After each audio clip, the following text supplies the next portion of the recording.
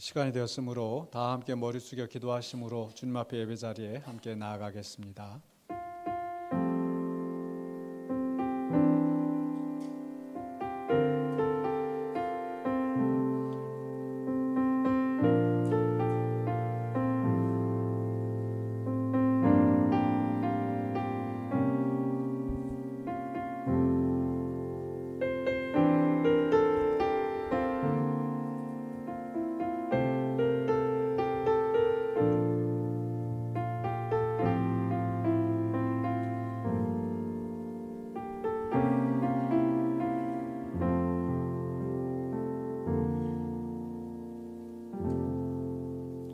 사랑과 은혜가 풍성하신 아버지 하나님, 거룩한 주일 주님의 부르심에 응답하여 주 앞에 나와 예배합니다. 이 시간에 주님 친히 임재하여 주시고 또 우리를 만나 주시며 우리의 찬송과 예배 가운데 홀로 영광 받으시옵고 예배하는 우리 모든 심령에 하늘의 은혜와 복으로 가득 채워 주시옵소서. 예수 그리스도 이름으로 기도하옵나이다. 아멘. 함께 하나님께 찬양 드리겠습니다.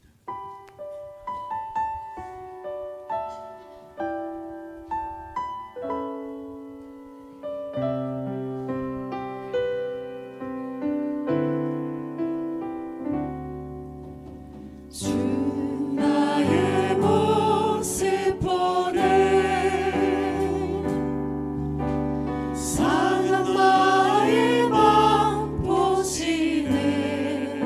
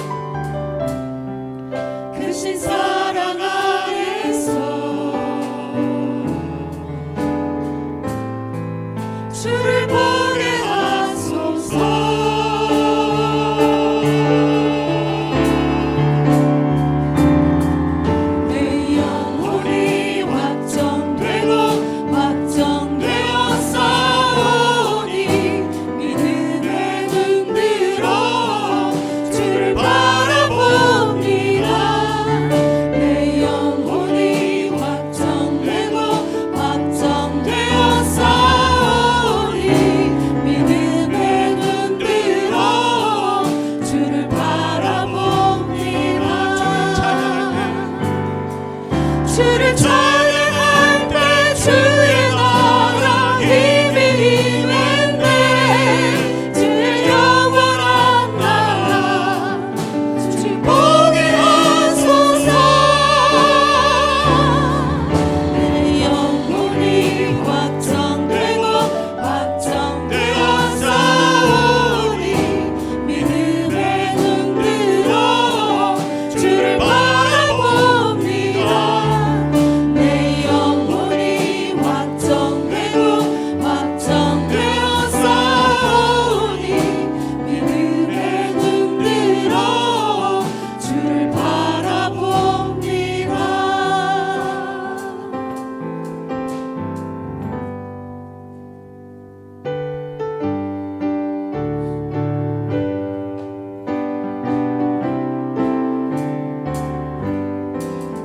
주 없이 살 수 없네. 죄인의 구주여 그 귀한 보배 피로 날 구속하소서. 구주의 사랑으로 흘리신 보혈이 내 소망 나의 위로 내 영광 됩니다. 주 없이 살 수 없네. 나 혼자 못 살이 힘없고 부족하며 지혜도 없도다. 내 주님 나의 생명 또 나의 힘이라. 주님을 의지하여 지혜를 얻으리. 주 없이 살 수 없네. 내 주는 아신다.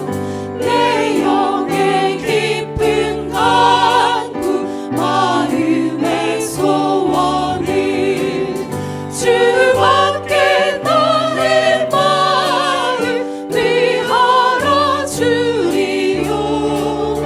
내 마음 위로하사 영원케 하시네. 주 없이 살 수 없네. 세월이 흐르고 이 깊은 고독 속에 내 생명 끝나도 사나운 풍랑일 때 날 지켜주시니 내 곁에 계신 주님 늘 힘이 됩니다.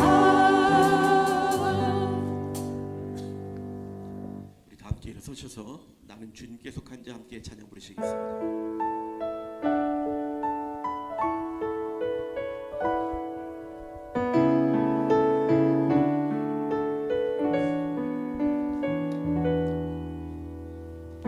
이 땅의 내 삶이 비록 버겁더라도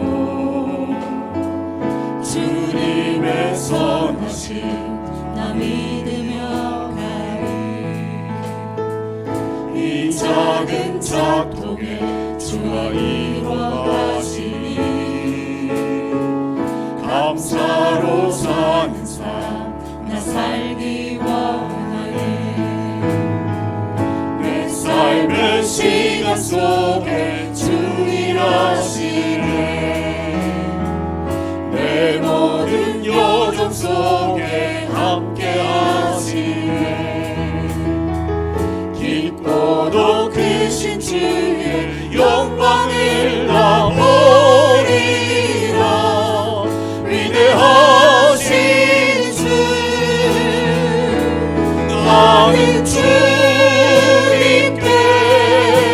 속한 자되어 주의 나라 위해 전심으로 살리라. 주의 마음에 합한 맡기신 소명 이루리. 나는 주님께 속한 자 되어 주의 나라 위해 전심으로 살리라. 주의 마음에 합한 자 되어 맡기신 소명 이루리.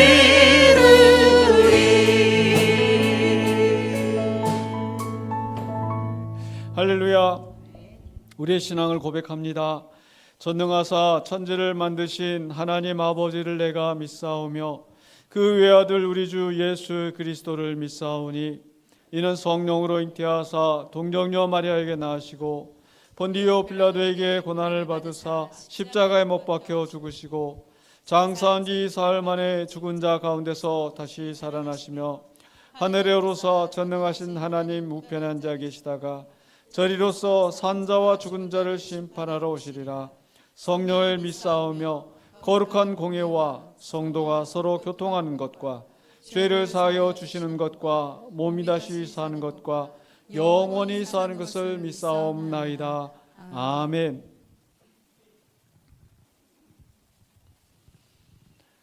나는 포도나무요 너희는 가지라. 그가 내 안에 내가 그 안에 거하면 사람이 열매를 많이 맺나니 나를 떠나서는 너희가 아무것도 할 수 없음이라. 사람이 내 안에 거하지 아니하면 가지처럼 밖에 버려져 마르나니 사람들이 그것을 모아다가 불에 던져 사르느니라. 너희가 내 안에 거하고 내 말이 너희 안에 거하면 무엇이든지 원하는 대로 구하라. 그리하면 이루리라. 너희가 열매를 많이 맺으면 내 아버지께서 영광을 받으실 것이요 너희는 내 제자가 되리라. 아버지께서 나를 사랑하신 것 같이 나도 너희를 사랑하였으니 나의 사랑 안에 거하라. 내가 아버지의 계명을 지켜 그의 사랑 안에 거하는 것 같이 너희도 내 계명을 지키면 내 사랑 안에 거하리라. 내가 이것을 너희에게 이름은 내 기쁨이 너희 안에 있어 너희 기쁨을 충만하게 하려 함이라. 아멘. 자리에 앉으시겠습니다.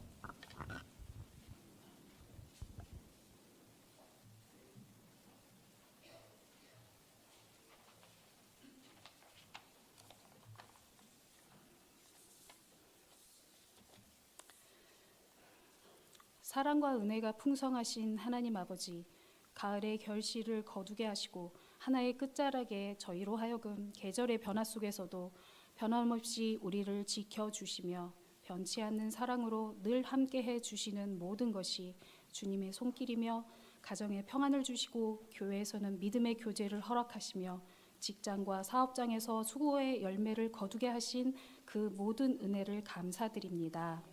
주님, 이 시간 우리의 모든 것을 겸손히 내려놓고 지난날 우리의 연약함으로 인해 잘못된 판단과 행동들로 주위의 소중한 이들에게 상처를 준 점들을 용서하여 주옵시고 게으르고 나태하여 주님의 뜻을 온전히 이루지 못한 삶을 용서하여 주옵소서.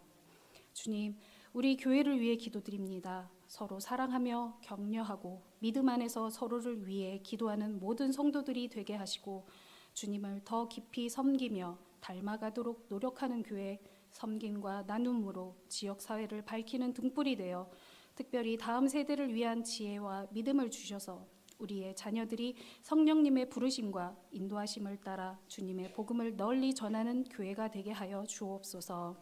주님, 이 나라와 민족을 주님께 맡겨드립니다. 불안한 세상 속에서도 주님의 공의와 평화가 이 땅 가운데 세워지게 하시고 지도자들에게는 진리와 정의로 이 나라를 이끌어갈 수 있도록 지혜와 능력을 주옵소서. 또한 힘들어하며 방황하는 젊은이들이 다시 하나님께로 돌아오게 하시며 소외된 이웃과 고난 중에 있는 자들에게 주님의 위로와 소망이 임하게 하여 주옵소서. 이 나라 모든 백성을 위에 간구하오니 시험과 환난 가운데 있는 성도들에게 위로와 용기를 주시고 질병과 경제적 어려움 속에 있는 이들에게 치유와 회복의 은혜를 베풀어 주옵소서.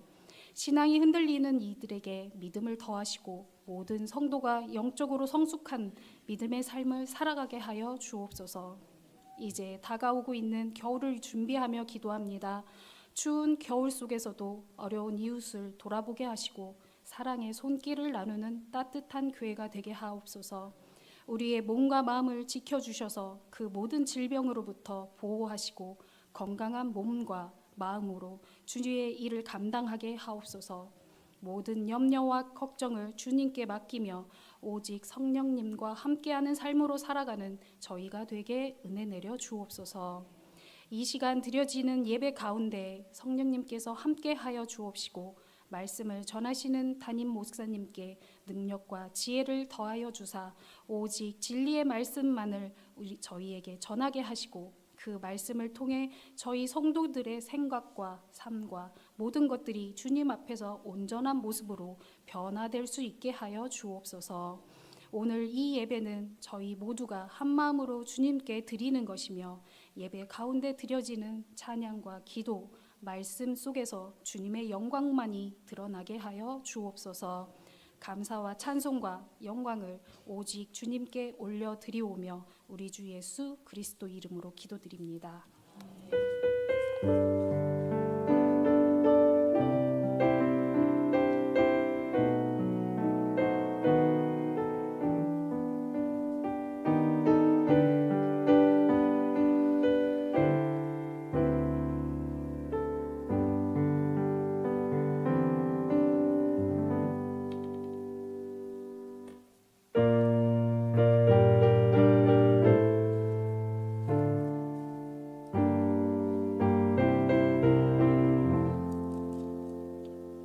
내 죄 속해 주신 주께 힘과 정성 다하니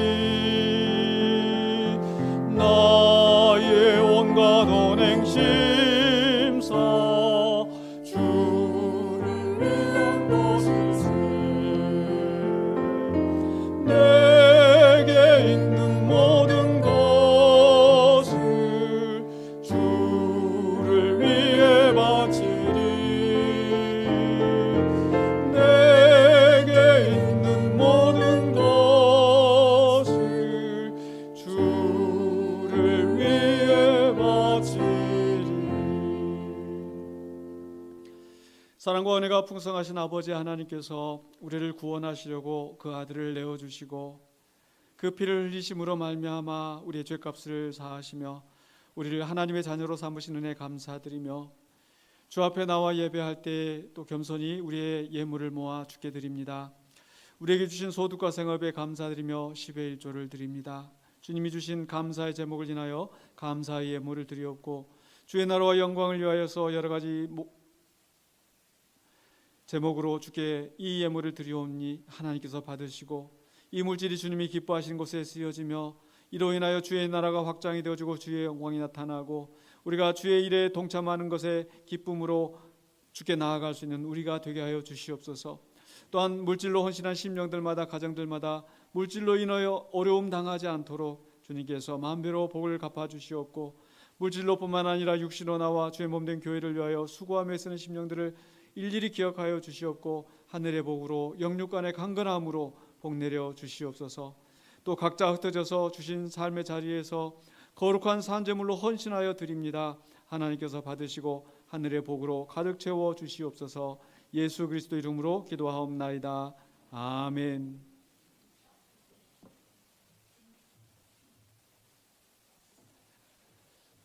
교회 소식 전해드리겠습니다. 오늘 예배 참여하신 모든 분들을 주님의 이름으로 축복하며 환영합니다. 우리 좌우로 앞뒤로 인사 나누십시다. 주님의 이름으로 축복합니다.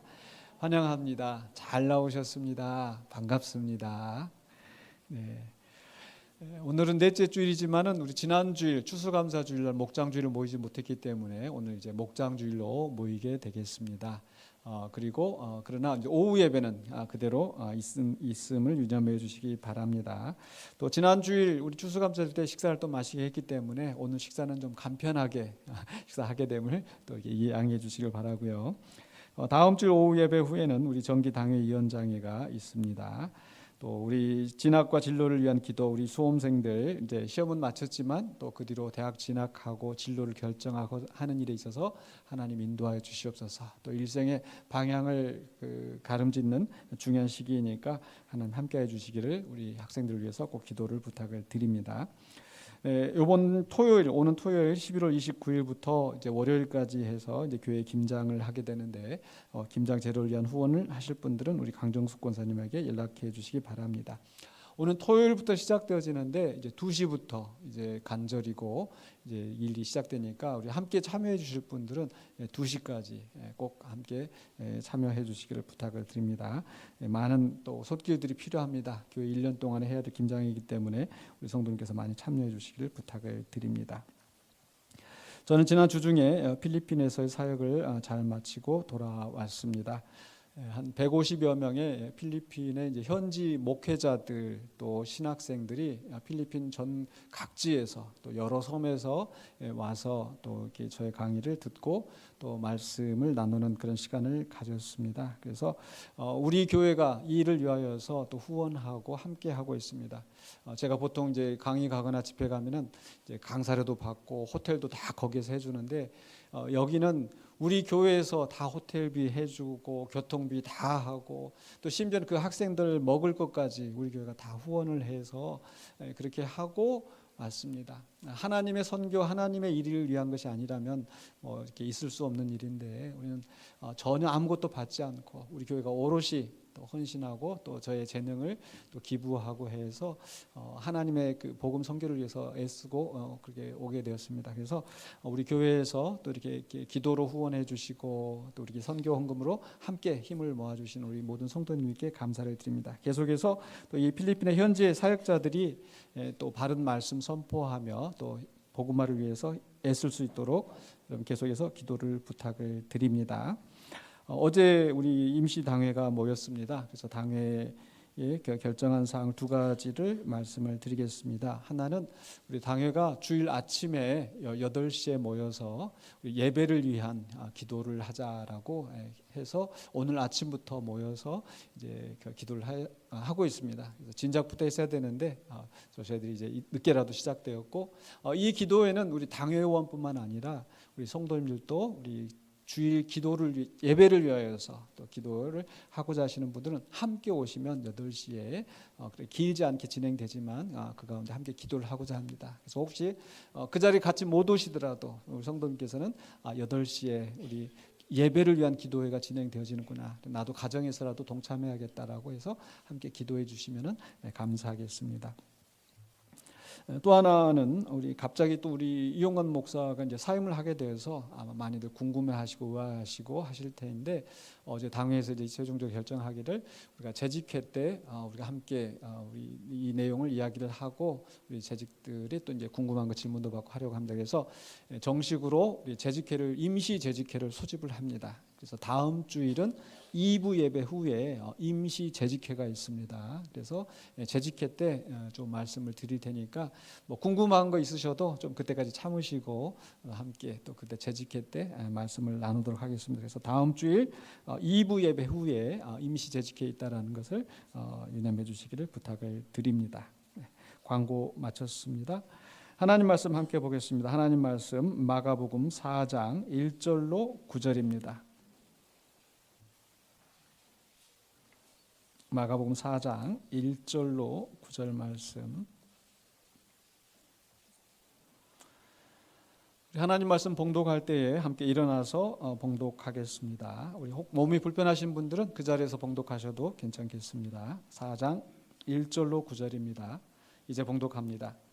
예수께서 다시 바닷가에서 가르치시니 큰 무리가 모여들거늘 예수께서 바다에 떠있는 배에 올라앉으시고 온 무리는 바닷가 육지에 있더라.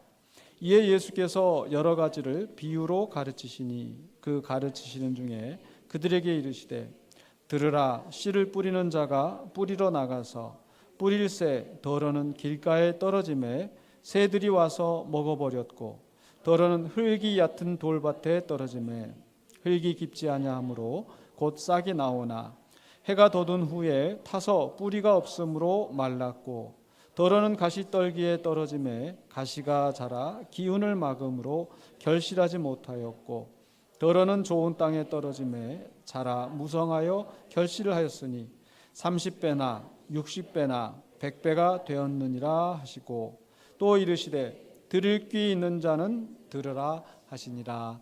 아멘. 자리에 앉으시겠습니다.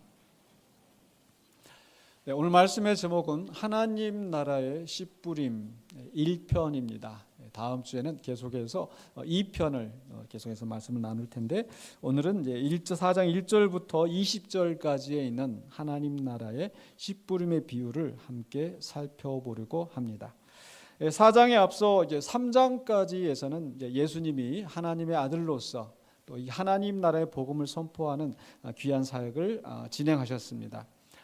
그 속에서 예수님께서 많은 이적을 행하시고 귀신을 쫓아내시고 병든 자를 치유하시고 또 그 가운데 사람들이 깜짝 놀랄 만한 권위 있는 새 교훈의 말씀을 그들에게 가르치셨습니다.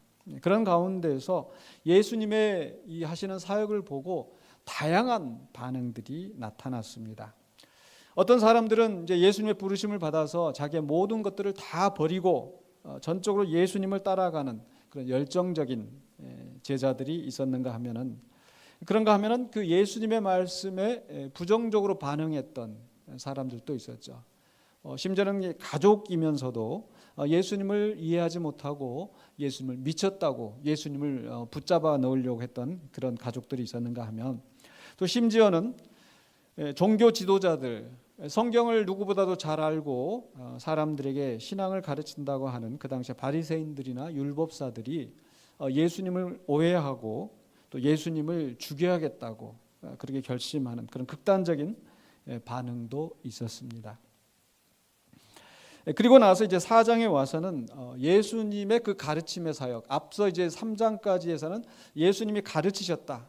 항상 그 이적을 행하시면서도 이 가르치는 사역을 항상 그 우선하셨던 것을 우리가 볼 수 있는데 그 가르치시는 내용이 무엇이었는지는 자세하게 나와 있지 않았는데 4장에 와서 비로소 그 가르치시는 내용이 어떤 것인지를 보여주고 있습니다. 그래서 4장 1절에 보면 이렇게 시작을 하고 있습니다. 예수께서 다시 바닷가에서 가르치시니 다시 바닷가에서 가르치셨다. 그러니까 앞에 이제 3장까지 보면 예수님이 바다에서 가르치시다가 이제 회당에서 가르치시다가 또 사람들이 많이 모여드니까 이제 바다로 가셨다가 또 그리고 이제 집으로 가셨다가 또 회당으로 가셨다가 이게 이런 과정들이 이제 반복되어지는 거죠. 그런데 오늘 말씀에서는 바닷가에서 다시 가르치십니다. 그런데 또 큰 무리가 또 같이 모여들었습니다. 그때 예수께서 바다에 떠 있는 배에 올라 앉으시고 온 무리는 바닷가 육지에 있더라. 장면이 상상이 되시죠? 이제 무리들은 모여갖고 다 해변가에 지금 이제 무리지어 있고 예수님은 배를 타고 이제 좀 떨어져 있는 이런 상황인 거죠. 왜 이런 장면이 연출되었는가는 이미 앞서 3장 9절로 10절에서 그 설명이 되어 있습니다. 3장 9절로 10절에 보니까 예수께서 무리가 에워싸 미는 것을 피하기 위하여 많은 무리가 막 몰려들어서 예수님한테 그 만지면은 나을 것 같아서 그래서 또 사람들이 막 몰려드는 상황인 거죠. 그럴 때 예수님께서 작은 배를 대기하도록 제자들에게 명령하셨다. 왜냐하면 많은 사람들이 몰려와서 예수님을 만지려고 하고 그 막 뭐 쉬운 표현으로 난장판이 되는 거죠. 그런데 그럴 때 예수님께서 이제 배를 타고 무리들로부터 떨어지셨어요. 왜 떨어지셨는가? 바로 가르치시는 그 사역을 위하여서. 4장 2절에 이에 예수께서 여러 가지 비유로 가르치시니 그 가르치신 중에 그들에게 이르시되. 그래서 많은 무리들은 자기들의 현실적인 문제를 해결하기 위해서 병든 몸을 또 치유받기 위해서 귀신 들린 자들은 귀신을 내어쫓김을 위해서 그래서 그런 현실적인 문제를 해결하기 위해서 주님을 찾았겠지만 그러나 주님이 하시는 가장 본질적인 사역은 말씀은 가르치시는 일이었어요. 가르치시는 일이었기 때문에 그래서 이 무리들이 원하는 것과는 방향이 좀 다르지만 가장 예수님이 본질적인 사역을 하시기 위해서 이제 배를 타고 떨어져 있으신 거죠. 그 가운데서 이제 비유로 말씀하며 가르치시는 내용이 바로 오늘 3절로 9절에 있는 씨를 뿌리는 씨 뿌림에 대한 비유가 나옵니다. 아마 어렸을 때부터 신앙생활을 하시거나 하셨던 분들, 또 신앙생활에 연수가 되신 분들은 아마 이 비유에 대해서 아마 많이 들어보셨을 거예요. 씨를 뿌리는 자가 있는데 어떤 씨는 길가에 떨어지고 어떤 씨는 바위 돌밭에 떨어지고 어떤 씨는 가시떨기에 떨어졌는데 그 씨들이 그런 환경 속에서 잘 결실을 하지 못했는데 마지막 네 번째로 옥토밭에 좋은 토양에 떨어진 씨가 있어서 많은 결실을 맺었다. 이미 많이 들었기 때문에 또 우리가 익숙한 말씀이지만 오늘 왜 이 말씀을 하시는지 그 비유의 의미가 무엇인지를 다시 한번 되새겨 보고자 합니다. 근데 오늘 말씀을 이렇게 비유로 오늘 봉독한 말씀 속에서는 예수님이 이 비유만 이야기하시고 도대체 이 비유를 통해서 무엇을 말씀하시려는지 설명은 안 하신 것 같습니다. 그러면서 들을 게 있는 자는 들으라. 알아들을 사람 듣고 그렇지 않은 사람은 어쩔 수 없다는 식으로 말씀하시는데 좀 의아합니다. 왜 이렇게 말씀하시는지 아마 제자들도 예수님을 가까이 따르던 제자들도 그 비유하시는 그 비유의 의미를 잘 이해하지 못했던 것 같습니다. 그래서 예수님한테 찾아옵니다. 예수님께서 홀로 계실 때 10절에 보니까 이제 무리들이 다 떠나고 아주 조용한 가운데 제자들만 그 예수님께서 홀로 계신 예수님 앞에 나와서 예수님 아까 씨를 뿌리는 자의 비유를 이야기하셨는데 도대체 그게 무슨 뜻입니까? 무슨 의미입니까? 묻습니다. 그때 예수님께서 답변하시기를 11절입니다. 이르시되 하나님 나라의 비밀을 너희에게는 주었으나 외인에게는 모든 것을 비유로 하나니 이는 그들로 보기는 보아도 알지 못하며 듣기는 들어도 깨닫지 못하게 하여 돌이켜 죄사함을 얻지 못하게 하려 함이라 하시고 이 말씀만 문자적으로 생각하면 참 예수님도 고약하시네. 이렇게 가르쳐 주시려면 좀 제대로 가르쳐 주시던가 비유로 해가지고 알쏭달쏭하게 이렇게 해가지고 죄사함 받지 않게 하려고 하셨다니 우리 예수님 같지 않은데 아마 이런 생각이 들 수도 있습니다. 그런데 이게 무슨 의미인가 하니 사실은 이 말씀이 바로 이사야서 6장에 있는 선지자 이사야가 하나님으로부터 보내심을 받아서 이제 사명을 받아 나가는데 하나님께서 바로 이 말씀을 하시는 거예요. 그들이 듣기는 들어도 알지 못하고 깨닫지 못하고 보아도 보지 못할 것이다. 왜냐하면 그렇게 되는 것은 바로 그들이 와서 죄사함을 얻지 못하게 하려 함이라라고 하는 이 말씀을 하시는데 그것은 지금 선지자를 기껏 보내시면서 그들의 귀를 어둡게 하고 눈을 어둡게 하는 것이 목적이 아니라 아무리 선지자가 이 진실한 하나님의 말씀을 전달하여도 그렇게 눈을 가리고 귀를 막고 듣지 않을 것이다 라고 하는 강팍한 마음이 있다라는 것을 말씀하시는 거예요. 미리 각오하게 하시는 거예요. 말씀이 선포되어진다고 해서 누구나 다 그 말씀을 환영하고 받아들이지 않을 거라는 거죠. 그래서 오늘 말씀 속에서도 이 마찬가지예요. 예수님께서 일부러 감추시는 거나 또 가리시는 것이 아니라 그 말씀을 들어도 여전히 깨닫지 못하고 여전히 외면하고 고집스럽게 가는 사람들이 있을 거라는 얘기죠. 그리고 바로 이사야서 예언의 6장에 있던 말씀이 오늘 다시 예수님을 통해서 이루어지고 있다는 것을 설명하는 겁니다. 어쨌든 그 제자들에게는 이제 홀로 있는 가운데 그 제자들에게는 예수님께서 이 비유의 말씀을 해석해 주시는 거예요. 그리고 너희에게는 하나님 나라의 비밀이 주어졌다. 얼마나 좀 엄청난 말씀입니까? 그냥 우리가 옛날 이야기 듣는 것처럼 씨 뿌리는 비유 그냥 넘기는 이야기가 아니라 그 씨 뿌리는 자의 비유가 뭐라고요? 하나님 나라의 비밀이라는 거. 그래서 우리는 그것을 허투루 들으면 안 되죠. 그리고 또 생각해 보면 예수님이 귀신도 쫓아내시고 풍랑도 잠잠하게 하시고 병든 자가 즉시 일어나게 되고 죽은 자가 살아나게 되고 오늘날 예수님이 오셔서 한 번만 그렇게 딱 보여주시면 지금 한국 교회가 막 다 이렇게 그 숫자가 줄어들고 교회가 줄어들고 신학생들이 줄어들고 하는데 아마 대부흥이 일어날 텐데 아마 이런 생각을 할지도 모르겠습니다.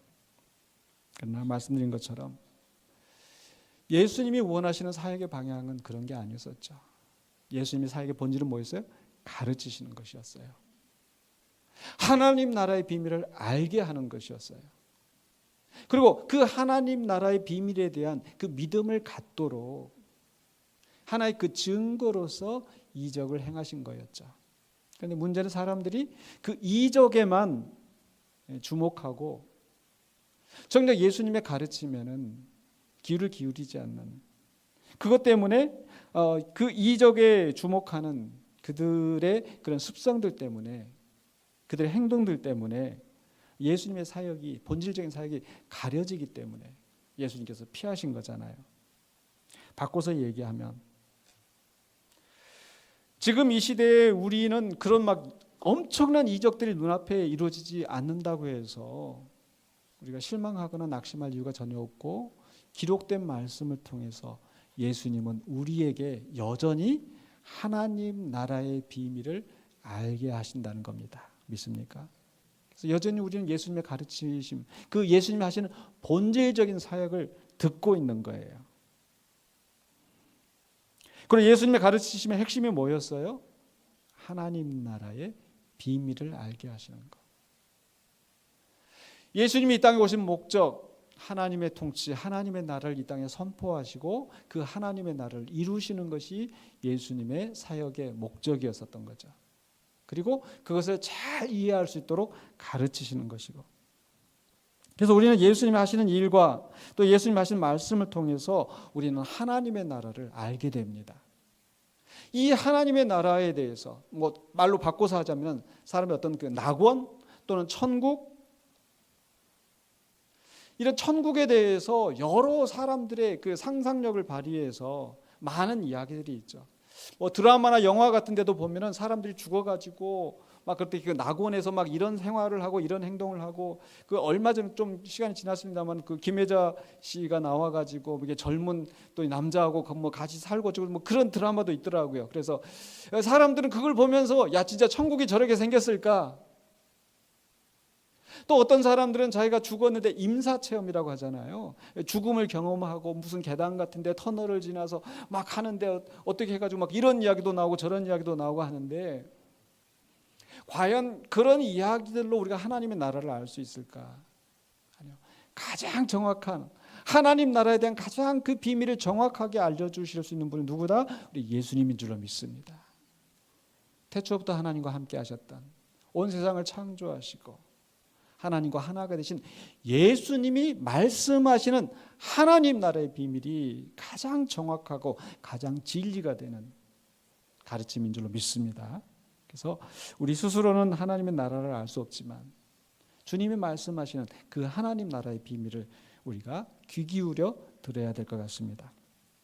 그래서 그 오늘 말씀하신 그 씨 뿌리는 자의 비유, 씨 뿌림의 비유에서 우리가 하나님의 나라에 대해서 무엇을 알 수 있는가? 두 가지입니다. 첫 번째는요, 하나님 나라의 역사는 말씀으로 시작된다라는 겁니다.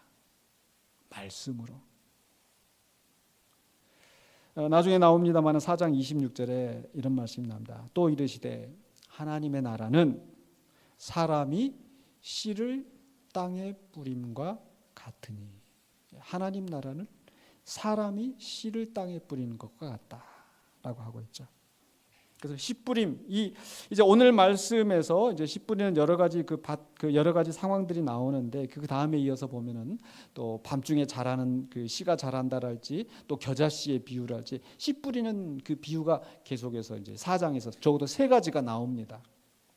그래서 하나님의 나라를 씨 뿌림의 비유를 하고 있어요. 근데 그 씨가 뭡니까? 4장 14절에 예수님이 제자들에게 해석해 주는 그 말씀 속에서 뿌리는 자는 말씀을 뿌리는 것입니다. 말씀을 뿌리는 것입니다. 그래서 하나님의 나라는 씨를 땅에 뿌리는 것과 같고, 그 씨는 말씀을 뿌리는 것이다. 하나님이 계시를 통하여서 우리에게 알게 하시는 것, 예수님의 말씀을 가르치시고 말씀을 선포하심으로써 하나님의 나라가 이미 시작되는 거라고 말씀하시는 거예요. 이게 세상 나라와 하나님 나라의 중요한 차이가 있는 겁니다. 세상 나라는 어떻게 시작합니까? 우리 한국의 조선의 역사, 고려가 망하고 조선이 들어설 때 사람들이 칼을 들고 일어나서 또 군사적인 힘을 가지고 정치적인 그런 서로 그 연합 속에서 권력 다툼을 하면서 자기들의 세력을 가지고 나라를 건국을 하죠. 그러나 하나님의 나라는 그런 어떤 정치적인 군사적인 힘에 의해서 세워지는 나라가 아니죠. 제가 항상 강의하거나 성경에 대해서 이야기할 때 성경은 하나님에 대해서 하나님 나라에 대해서 말씀하고 있다. 하나님의 나라는 어떤 곳이냐? 우리가 흔히들 생각해 하나님 나라는 이제 죽어서 가는 천국, 좋은 세상. 근데 그게 아니고 성경에서 말하는 하나님의 나라는 어떤 것인가? 하나님의 나라는 하나님의 통치가 이루어지는 나라다. 하나님이 다스리시는 나라다. 이 개념이 가장 중요한 개념이에요. 근데 하나님의 통치가 어떻게 이루어질까요? 말씀으로. 하나님이 말씀하시고 하나님이 명령하시고 그 명령대로 순종하며 살아가는 그 백성들에 의해서 하나님의 통치가 이루어지는 겁니다. 그게 하나님의 나라가 이루어지는 거예요. 물론 그게 전부가 아니고 우리가 기대하고 소망하는 것은 우리 주님께서 다시 오실 때에 이 세상의 모든 악한 권세를 멸하시고 하나님의 통치가 이 땅에 굳게 서고 예수 그리스도의 통치가 사랑과 정의와 평의가 완전히 이루어지는 그 나라가 이루어지는 것을 믿고 있고 우리는 그 날을 바라보면서 그저 막연히 기다리는 것이 아니라 나의 삶 속에서 내가 속한 이 지역 사회에서 우리 교회 공동체 안에서 뜻이 하늘에서 이루어진 것 같이 땅에서도 이루어지도록 하나님의 나라의 성취를 위하여서 우리가 살아가는 게 우리 성도의 모습이라는 겁니다. 그러기 위해서 말씀이 바로 시작이라는 점. 예수님이 비유하신 게 그거예요. 씨를 뿌리는 거, 말씀을 뿌리는 거. 그게 하나님 나라의 시작이라는 겁니다. 예수님께서 복음서를 통하여서 나타난 그 예수님의 모습, 십자가에서 못 박혀 죽으시면서 하나님의 의를 이루시고 우리를 구원하셨던 그 구원의 역사가, 복음의 역사가 사도행전을 통해서 이제 제자들이 가서 복음을 선포하고 증거하고 하면서 그 하나님의 나라가 확장되는 역사가 사도행전에 기록되어 있는데 그 많은 복음이 증거되고 교회가 곳곳에 서게 되고 안디옥 교회를 해서 에베소 교회를 해서 여러 교회들이 이제 다 이렇게 서게 되잖아요. 그런데 거기에서 많은 사람들이 늘어나고 교회가 늘어나고 그래서 교회가 몇십 개가 됐고 사람들이 뭐 몇만 명이 되었고 그것 자체가 초점이 아니에요. 가장 중요한 사도행전에서 가장 중요하게 거듭 반복하면서 강조하고 있는 내용은 말씀이 흥왕하여 가더라. 사도행전 6장 7절에 하나님의 말씀이 점점 왕성하여 예루살렘에 있는 제자의 수가 더 심히 많아지고 허다한 제사장의 무리도 이 도에 복종하니라. 사람들이 많아졌다는 것에 초점이 있는 게 아니라 그 말씀을 받아들이는, 말씀이 그만큼 많은 사람들 속에서 왕성하여졌다는 그 얘기를 하고 있는 거예요. 그 차이가 아시겠습니까? 그냥 사람이 많아서 몇 명이 있다가 아니라 하나님의 말씀이 그 사람들 가운데서 점점 왕성하여 갔다. 12장 24절에 하나님의 말씀은 흥왕하여 더하더라. 19장 20절에 이와 같이 주의 말씀이 힘이 있어 흥왕하여 세력을 얻으니라.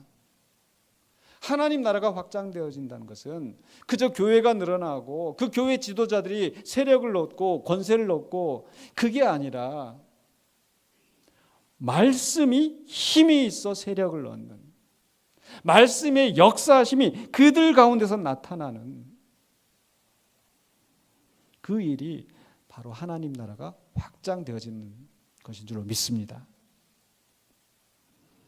그래서 오늘 씨 뿌리는 비유, 하나님 나라의 비밀, 그 속에서 씨는 무엇인가? 바로 하나님의 말씀이고 복음입니다. 그런데 문제는 그렇게 말씀이 선포되어지고 사람들에게 복음이 전파되어지는데 그 듣는 사람들이 다 일률적으로 그 말씀 앞에 변하는 게 아니죠. 어떤 사람은 그 말씀을 듣고 마음에 찔림을 받아서 그러면 우리가 어떻게 하면 살 수 있겠습니까?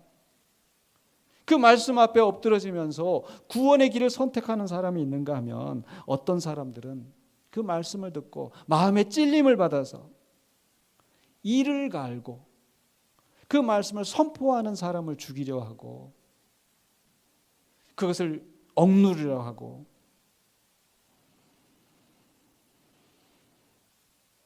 말씀 자체가 문제가 아니라 그 말씀을 어떻게 받아들이냐.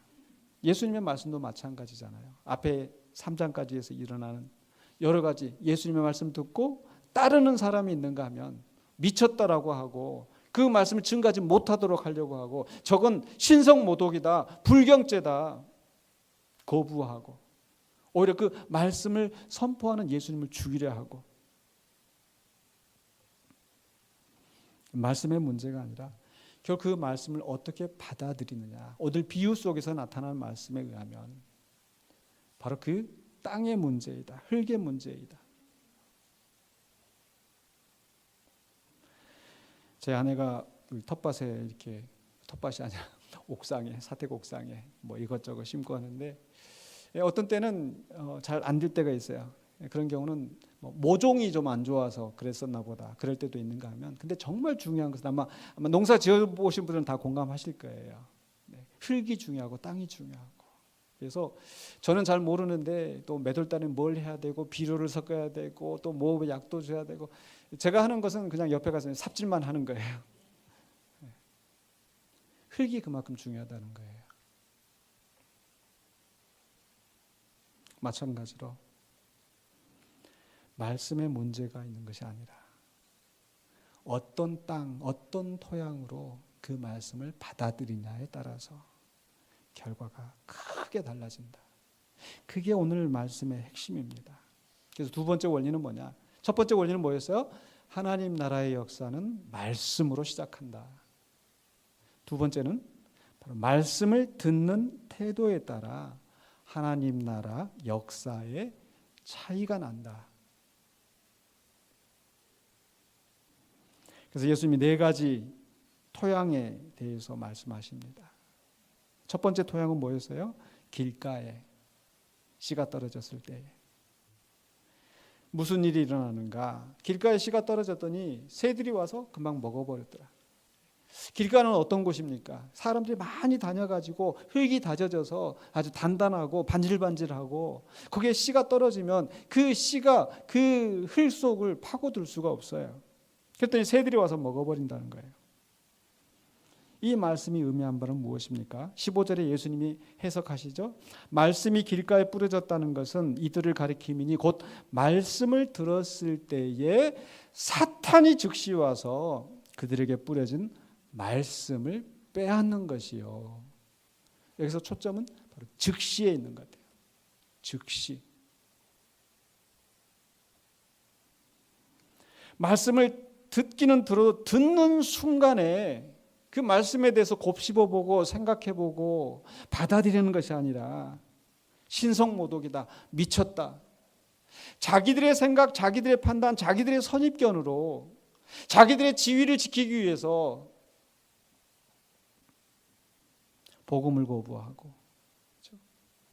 애초에 들을 마음이 없는 거예요. 트집 잡을 것만 생각합니다.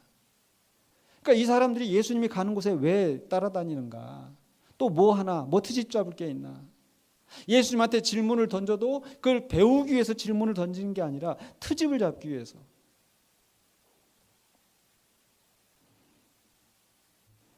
오늘날 또 우리가 그럴 수 있습니다.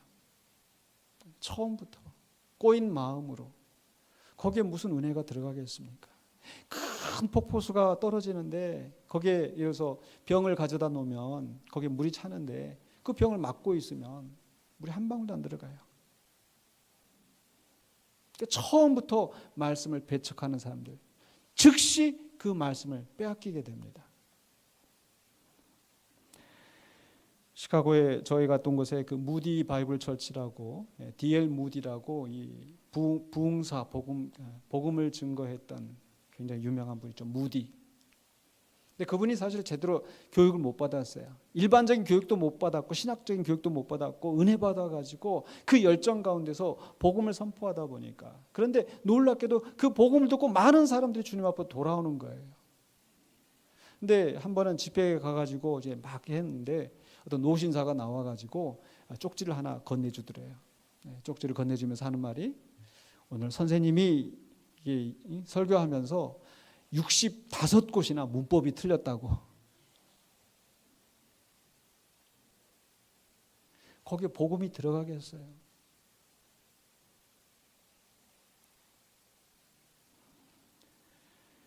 우리 말 속에 씨알도 안 먹힌다라는 게 있잖아요.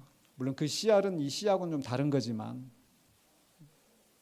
그 씨알이라고 그 배틀 짤, 그 옷감 짤 때 너무 습해가지고 이게 옷감 그 실이 뻑뻑해가지고 잘 안 먹히고 잘 안 다치고 할 때가 씨알도 안 먹힌다 이렇게 하는데, 이미 굳어진 마음에는 말씀이 들어가지가 않습니다.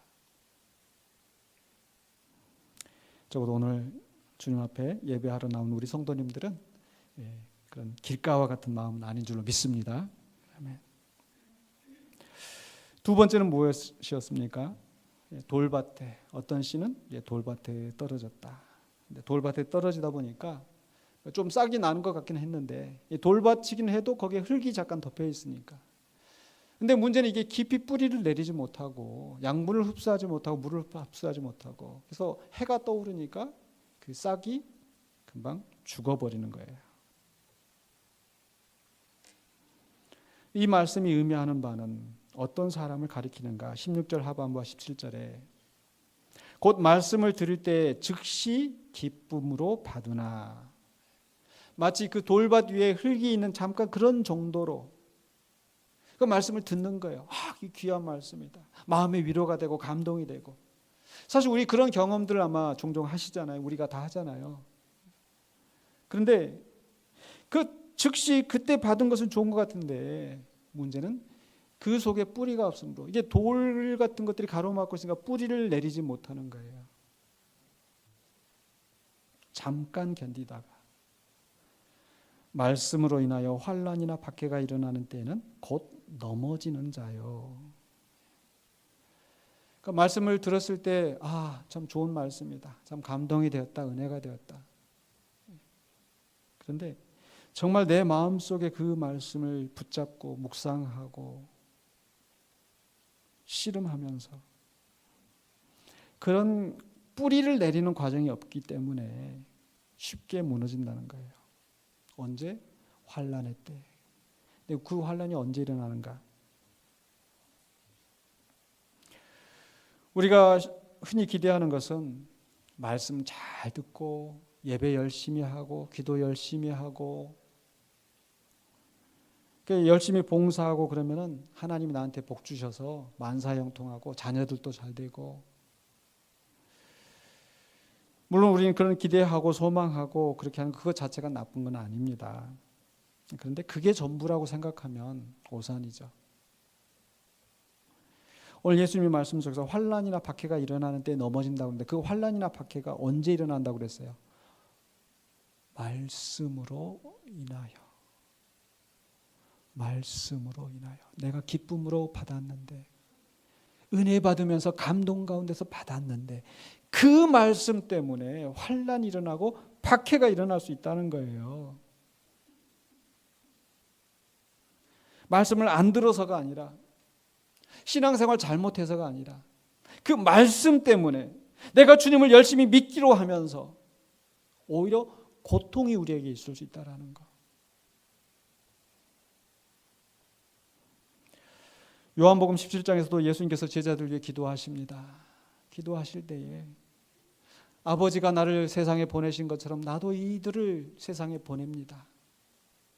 근데 그 가운데서 예수님이 안타까워하시면서 기도하시는 것은 세상이 저들을 미워할 터인데, 미움 받을 걸 아시면서 세상에 보내시는 거예요. 왜?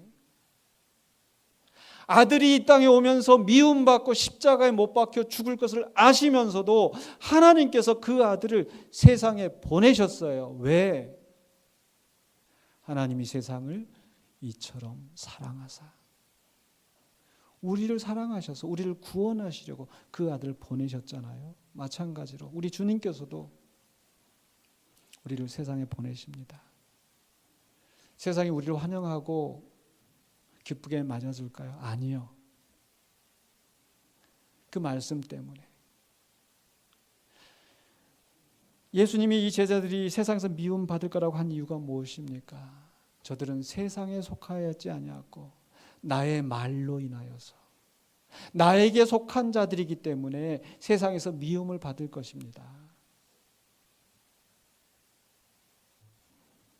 받은 말씀 때문에, 받은 은혜 때문에 우리는 때로 손해를 보고 대접받지 못하고 오히려 내 돈을 투자해 가면서 봉사하고 섬겨야 되는 그런 일들이 있는 거예요.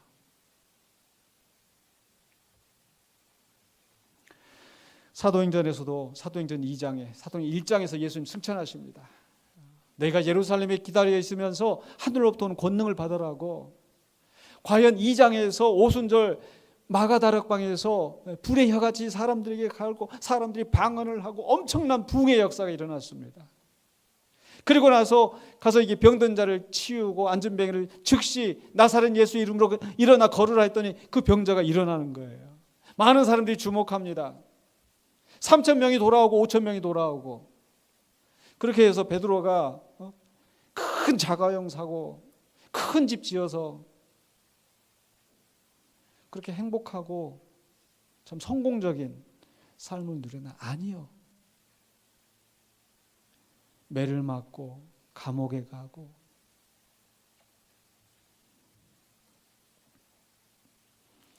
말씀 때문에, 받은 은혜 때문에 환난과 박해를 접할 수밖에 없다는 거예요. 그런데 그 가운데서 그 뿌리를 깊이 내린 사람들은 사도들이 그랬던 것처럼 주의 이름을 위하여 능력을 당하는 것을 감사함으로, 당연함으로 여기고 무너지지 않고 쓰러지지 않고 더 말씀을 증거하는 일에 열심을 다하는 거예요. 그게 사도행전의 이야기인 거고, 그런 사도들이 있었기 때문에 복음이 땅끝까지 증거되어서 우리가 예수를 믿어 구원을 얻을 수 있는 자리에까지 오게 된 거예요. 그러다 우리는 어떻게 해야 되겠어요? 그 받은 말씀 때문에 잠시 손해본다고 해서, 잠시 조롱받고 어려움 당한다고 해서 금방 포기하시겠습니까? 우리는 우리 안에 돌밭을 제거해야 돼요. 그저 피상적으로 예수 믿으면 잘 살겠지, 예수 믿으면 복 받겠지가 아니라 예수 때문에 어떤 고난에도 주님과 함께 그 길을 가겠노라 하는 결단하시고 깊이 뿌리를 내리시는 저와 여러분이 되시길 주의 이름으로 축원합니다. 세 번째는 어떤 땅이었습니까? 가시떨기가 있는 거. 점점 좀 늘어나고 있잖아요. 처음에는 시작도 못했어요. 두 번째는 싹이 났어요. 근데 그 싹이 자라지 못하고 그냥 죽어버립니다. 세 번째는 밑에 땅도 있고 흙도 있고 해서 자라나는데, 문제는 그 가시떨기들이 둘러싸여 있고 그 가시떨기에 기운이 막혀서 제대로 성장하지 못하고 제대로 열매를 맺지 못한 거예요. 어떤 사람들인가? 마가복음 4장 18절 하반부의 19절에 이들은 말씀을 듣기는 하되, 들어요. 잘 들어요. 은혜 받아요. 그리고 뿌리 어느 정도 내렸어요. 봉사합니다. 신앙생활 합니다. 그런데 세상의 염려와 재물의 유혹과 기타 욕심이 들어와 말씀을 막아 결실하지 못하게 되는 자요. 나무의 모습은 갖추고 있고 여전히 자라는 것 같지만 실제로는 결실이 없는 상태.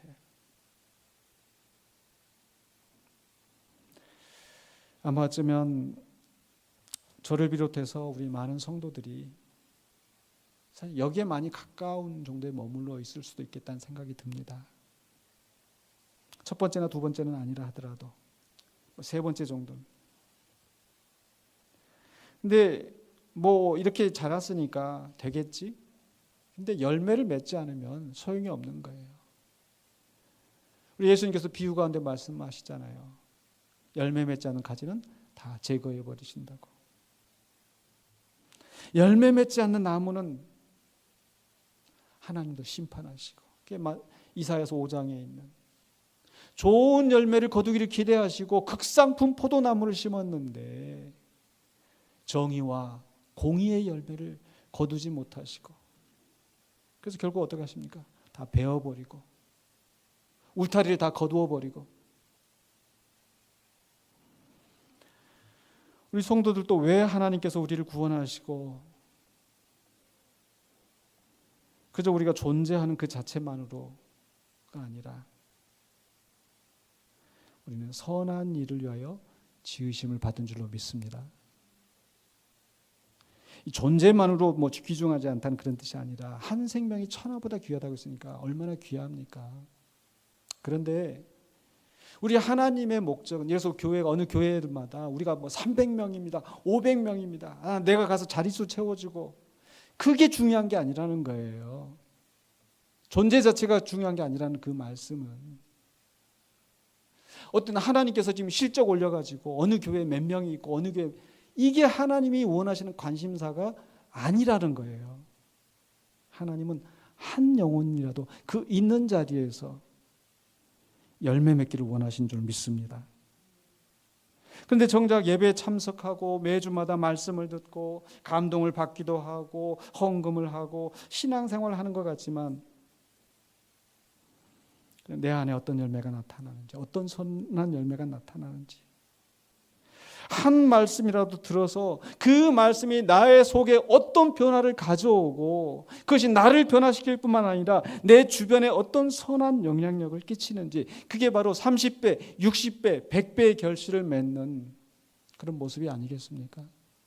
그냥 나만 은혜 받고 아이고 오늘 위로 받았네. 위로 받는 거 중요합니다. 그것도 변화의 시작이에요. 세상에서 시달리고 고통받고 왔는데 하나님의 말씀에 힘입어서 위로가 되었다. 그리고 그 힘 가지고 가서 건강한 삶을 살아내는 거 중요합니다. 그런데 위로함에서만 끝나서는 안 된다라는 거예요. 그걸 통해서 어떤 열매가 날 것인가. 지금 우리 대한민국은 세계의 K-팝, K-문화, 한류 열풍, 경제적으로 정치적으로 지금도 보면 뭐 에이펙 지난번에 와서 보는 거나 또 이렇게 대통령 순방에서 보면은 야, 우리 한국의 위상이 이 정도 되었나 굉장히 뿌듯하고. 근데 그 이면에 우리는 뭘 걱정합니까? 지금 인구 소멸을 걱정하고 있어요. 출산율이 세계에서 유리할 보기 드물 정도 출산율이 낮아서. 왜 출산율이 낮습니까? 결혼도 잘 하지 않을 뿐더러 결혼하고 나서도 아기를 낳을 생각이 없으니까. 그러니까 두 명이 결혼을 했으면 두 명 또는 그 이상을 낳아야 이게 유지가 될 텐데 겨우 한 명 낳고. 그러니까 무슨 얘기냐면 계속 출산하지 않으니까 출산율이 떨어지고, 출산율이 떨어지면 결국은 이 엄청난 문화와 이런 걸 자랑을 해도 소멸될 수밖에 없다라는 거죠. 지금 인구 얘기하자는 게 아니고,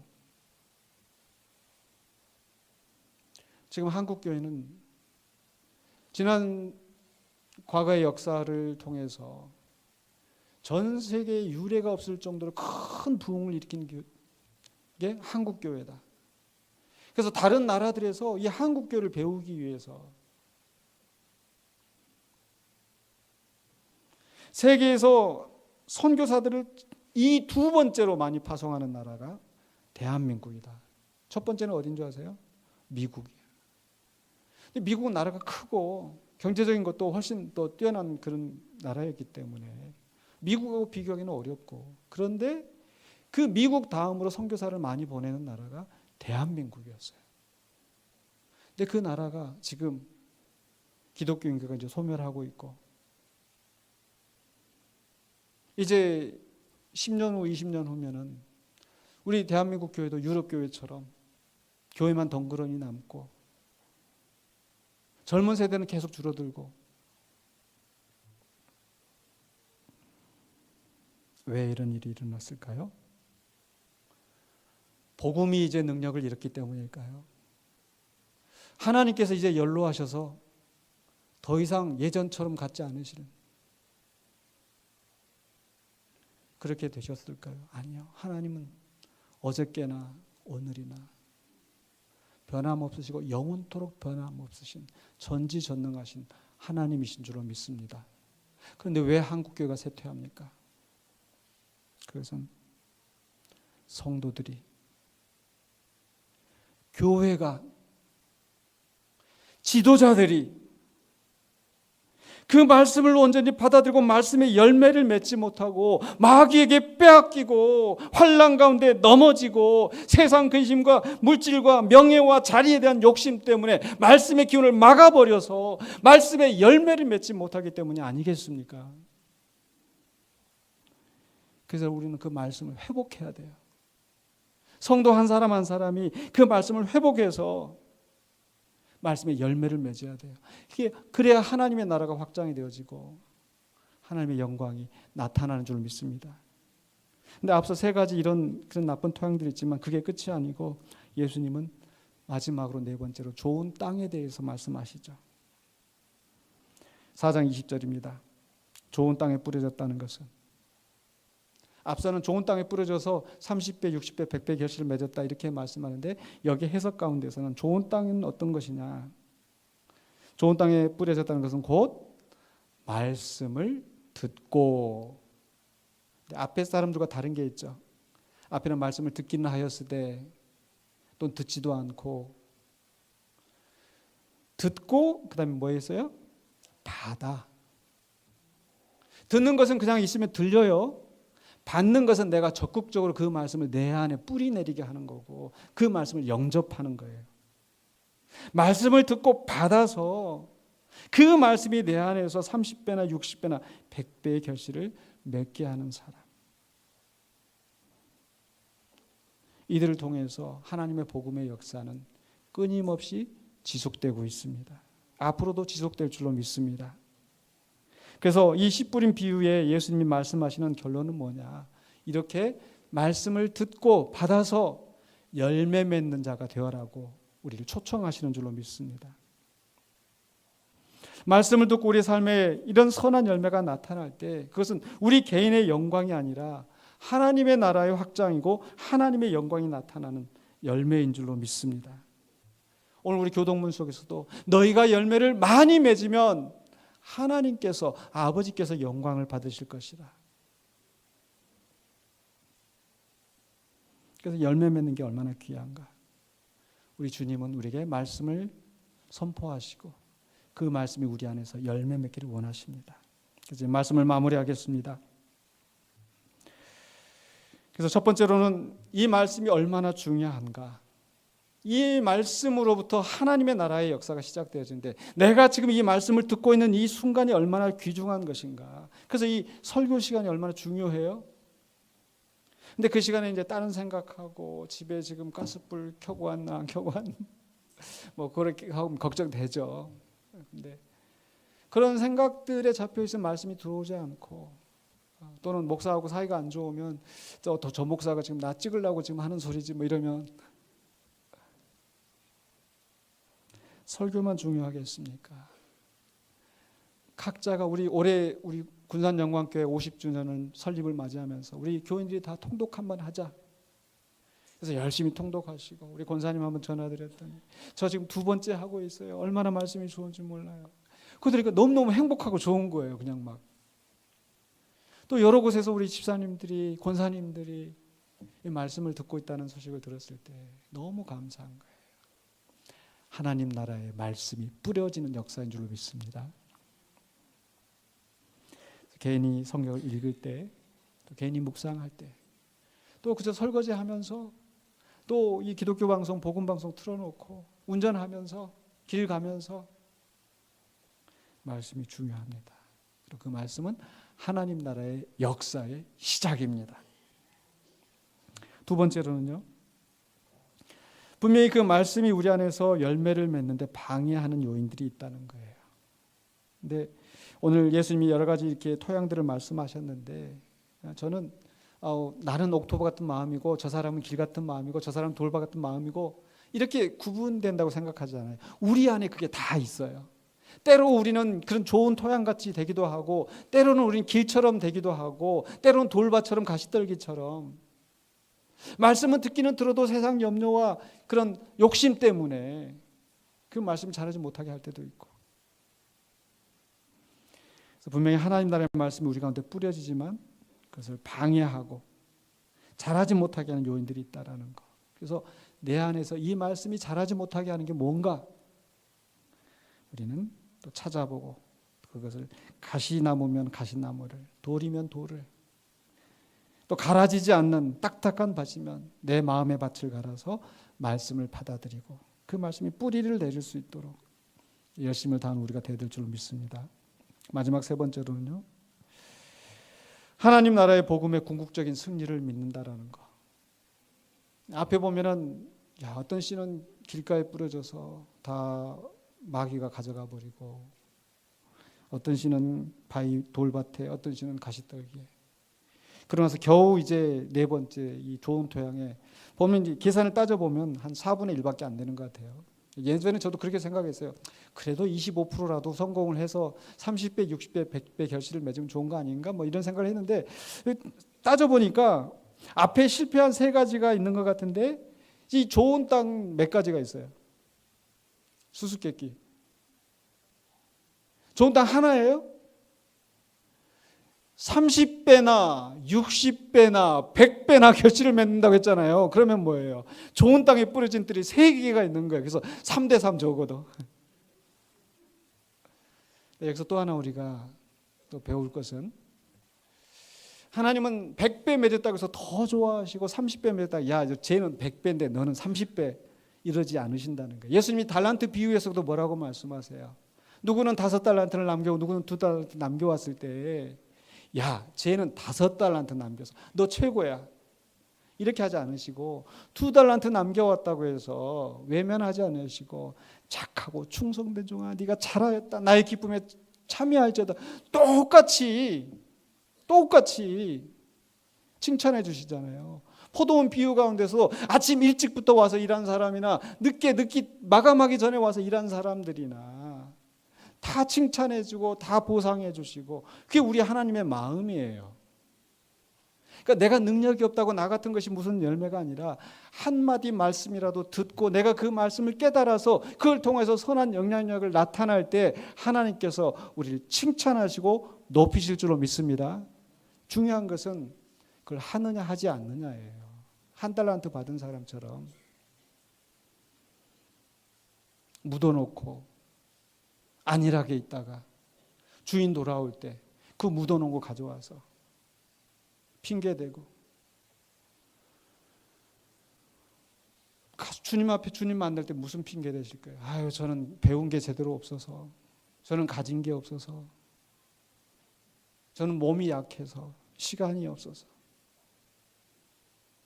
그러지 마시고 들은 말씀 하나라도, 읽은 말씀 하나라도 붙잡고 그 말씀에 뿌리를 내리고 열매를 맺으시는, 주님 앞에 칭찬받는 우리 모두가 되시기를 주의 이름으로 간절히 축원합니다. 기도하겠습니다. 거룩하신 아버지 하나님, 오늘 또 기록된 이 말씀을 통하여서 주님께서 우리에게 말씀하시고 가르치신 줄 믿습니다. 그 가르치심을 따라서 우리가 주님의 뜻을 행하는 우리가 되게 하여 주시옵소서. 예수 그리스도 이름으로 기도하옵나이다. 아멘. 우리 다 함께 일어나셔서 우리 결단의 찬양 496장 찬송합니다.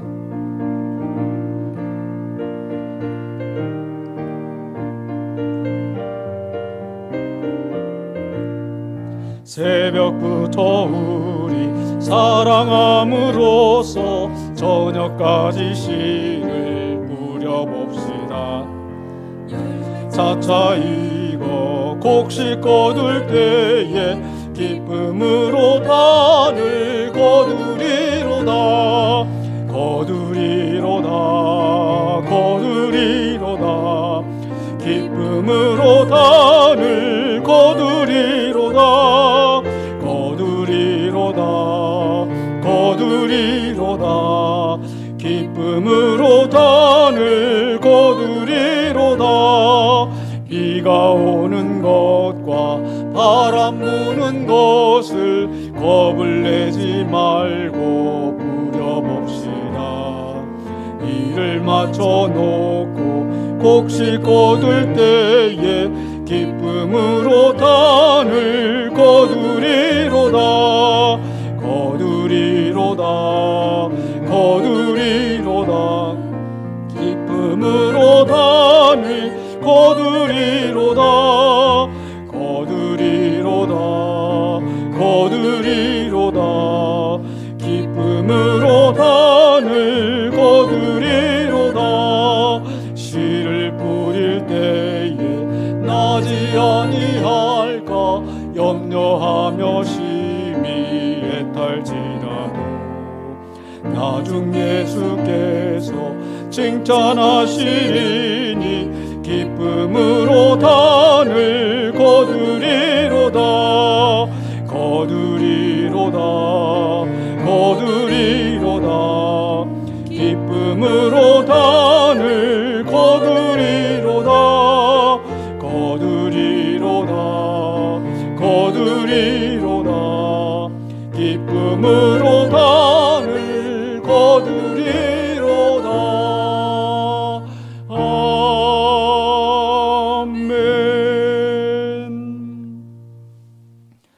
여호와는 내게 복을 주시고 너를 지키시기를 원하며 여호와는 그의 얼굴을 내게 비추사 은혜 베푸시기를 원하며 여호와는 그 얼굴을 내게로 향하여 드사 평강 주시기를 원하노라. 지금은 우리 주 예수 그리스도의 은혜와 하나님의 무한하신 사랑하심과 성령님의 감동 감화하심이 주 앞에 예배하는 모든 성도들에게 이제부터 영원토록 함께 있을지어다. 아멘.